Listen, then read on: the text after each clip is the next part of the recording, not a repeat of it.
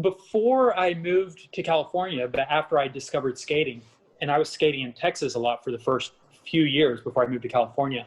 And my grandfather, who was still alive at the time, obviously my whole family knew I was skating a lot, and this was my passion. And there were a few public skate parks, or no, there were a few skate parks.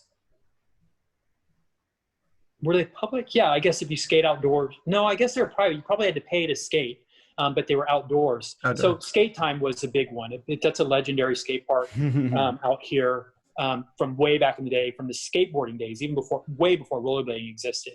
But I used to go there as a skateboarder. So when I discovered rollerblades, I'd go the same place. I went to Skate Time.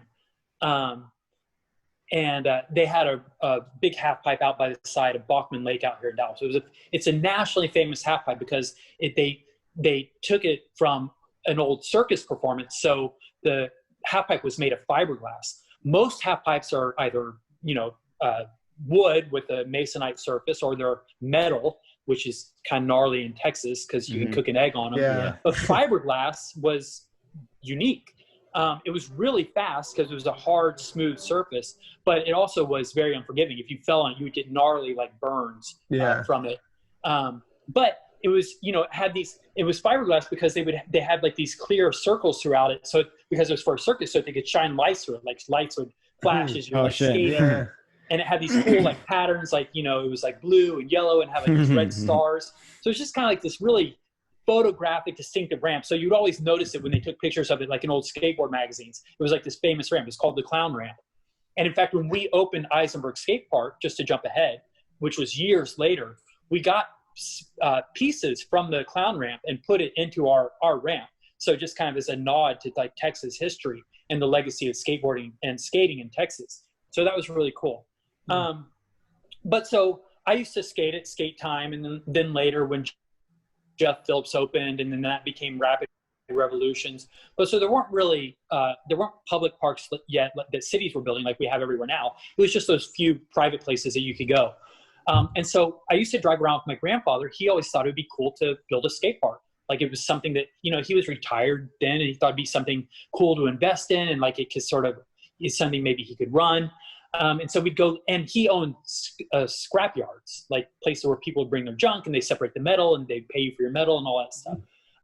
So he kind of knew the warehousey industrial parts of town, and we'd go around and look at vacant spaces. He sort of had this idea we'd do a skate park. It never happened. He passed away. I moved to California. But then years later, after I won the X Games, kind of the idea resurfaced. And my mom, who also kind of always had visions, even as a young girl herself, not of having a skate park, but kind of running a camp. She's always been kind of a natural teacher and a leader of young people. So this idea reemerged to open a skate park. And so it ended up becoming a real family enterprise. My parents, who divorced when I was very young, probably 1 or 2 years old, and both have gone on to remarry. But they kind of joined forces to undertake the skate park endeavor. My father sought out, and we looked and found land. He bought an old antique store in what was old historic downtown Plano, right next to the train tracks. My mom would be the manager of the park. She ran it. My stepdad, Essie, became a fixture of the park, as the face of the retail area. He was a manager and ran it for a long time. My sister worked there. That's how she met her husband, who's a rollerblader. So the skate park became the center focus of our family and our life. For 15 years, the skate park was open. And so for a whole generation of people in the region, they grew up at the skate park. We had concerts for local bands on the weekends. We had lock-ins. We had the hoedown every year. So, and I lived in California the whole time the skate park was open. I would come back for the hoedown, and I would come back to do summer camp. But the whole time the skate park was open, I was not here.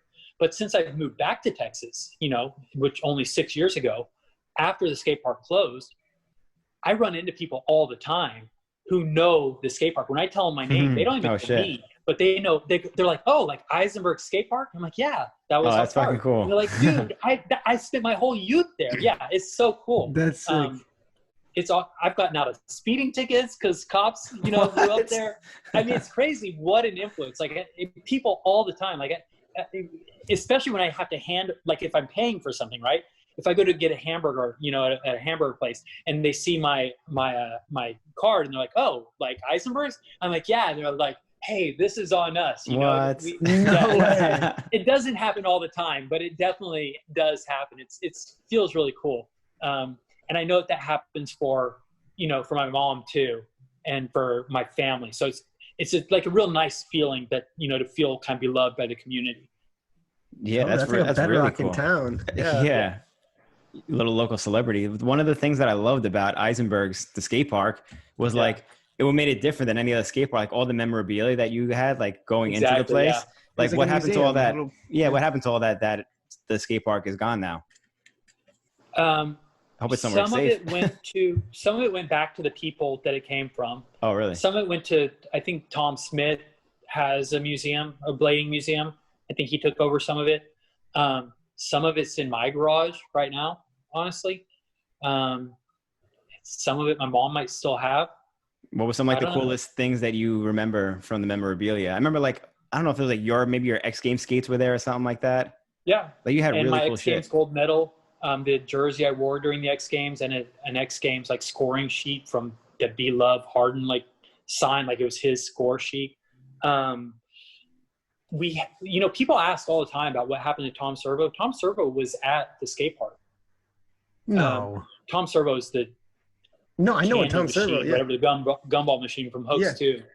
Tom Servo was at the skate park for a long time.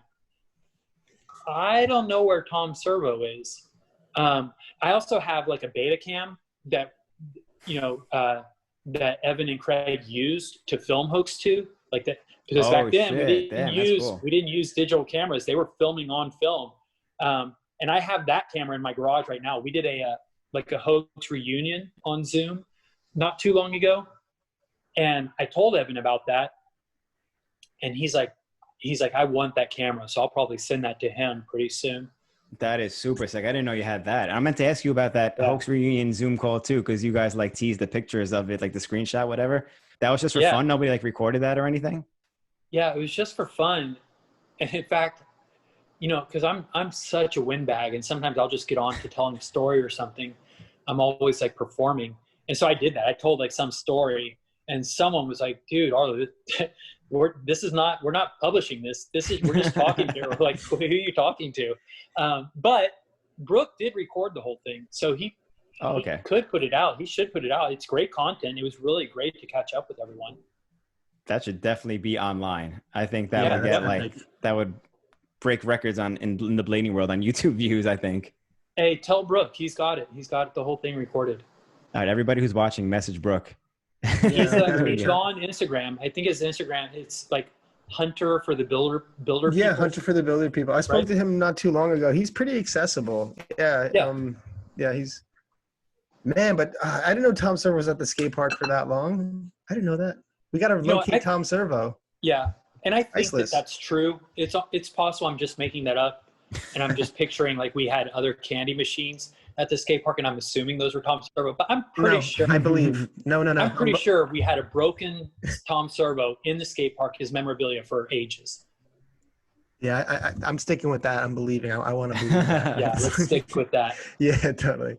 And Tracy White has a museum also of skating memorabilia. He may have got some of the stuff as well.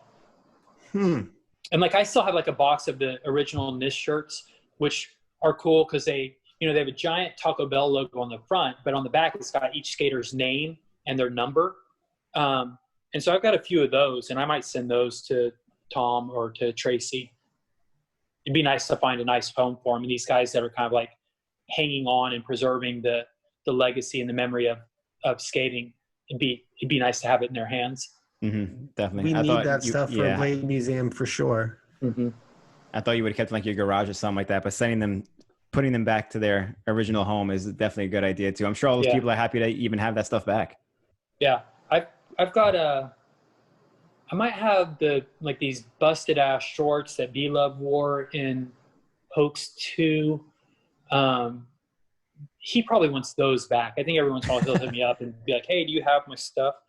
But yeah, I have some random things. Why do you have his shorts? Why his shorts out of all things?